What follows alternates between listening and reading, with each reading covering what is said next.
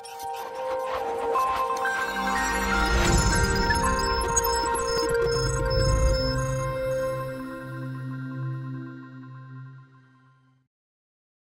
selamat datang kembali teman-teman sanghamba.com YouTube official.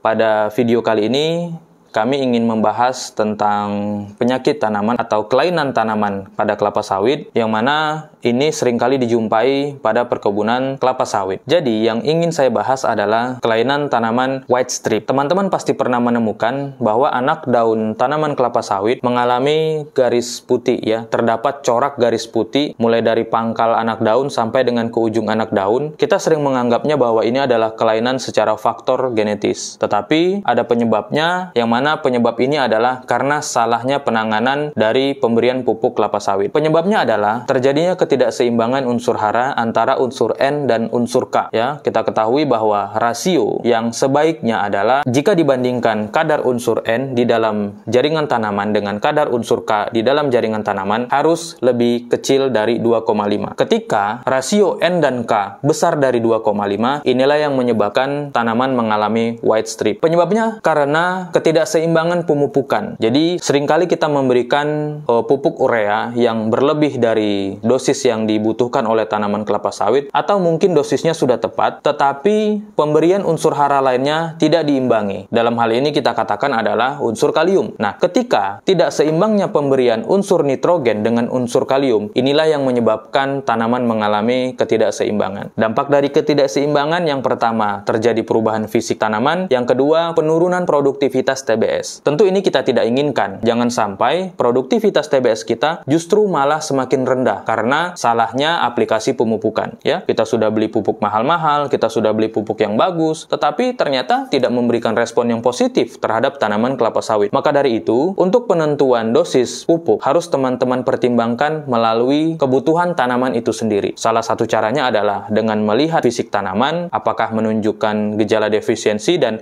cara yang paling akurat adalah melakukan leaf sampling unit dan soil sampling unit. Dari situ nanti bisa kita ketahui berapa kilo pupuk yang dibutuhkan selama 1 tahun. Baik, kita lanjutkan lagi ya penyebabnya. Yang tadi salah dosis ataupun dosis yang tidak tepat. Seringkali kita memberikan pupuk urea yang berlebih dari yang dibutuhkan tanaman. Kemudian tidak diimbangi dengan pemberian pupuk lainnya, seperti pupuk HCl atau pupuk MOP. Kemudian, penyebab berikutnya adalah tingginya unsur N yang ada di dalam tanah. Ini biasa terjadi di lahan-lahan gambut. Lahan gambut, jumlah nitrogen yang terkandung di dalam material organik tanah gambut itu sangat tinggi, teman-teman. Namun dalam bentuk nitrogen organik. Dengan adanya reaksi pada tanah gambut tersebut, menyebabkan ketersediaan nitrogen tiba-tiba naik. Itulah sebabnya tanaman lebih dominan menyerap unsur N daripada unsur lainnya, sehingga menyebabkan tanaman malah mengalami kelainan. Seharusnya, menurut teori, ketika penyerapan unsur nitrogen itu banyak, kita juga harus imbangi dengan naiknya pemberian unsur hara lainnya, ya. Jadi, jangan sampai terjadi ketimpangan. Kita ketahui bahwa ada namanya hukum Lieberg, ya. Jadi, ada batas minimum unsur hara, ya. Jadi, jangan sampai unsur hara tertentu justru malah menjadi faktor pembatas efektivitas pemupukan dan penghambat produktivitas di kebun kelapa sawit, teman-teman sekalian. Itulah penyebabnya. Dan sekarang bagaimana solusinya yang bisa teman-teman lakukan? Yang bisa teman-teman lakukan adalah dengan cara melalui analisa daun. Jadi dari situ kita bisa ketahui berapa dosis pupuk yang dibutuhkan berdasarkan hasil uji laboratorium. Kemudian, cara penanganan yang kedua adalah lakukan pemupukan N dan K, pupuk urea dan kalium, interval maksimal tidak lebih dari 1 bulan. Jadi kita bisa langsung mengejar proses metabolismenya. Kemudian, solusi yang terakhir adalah pemberian pupuk borat sesuai dengan dosis dan anjuran dari rekomendasi pupuk standar tanaman itu sendiri, atau rekomendasi dari hasil uji laboratorium. Adapun manfaat pupuk borat adalah mempercepat proses penyerapan unsur makro tersebut. Ya, kalau di kita mungkin sebagai vitamin, kita sudah makan nasi berserta lauk pauknya, kita harus makan vitamin untuk mempercepat penyerapan dari nutrisi-nutrisi yang ada. Nah, itulah teman-teman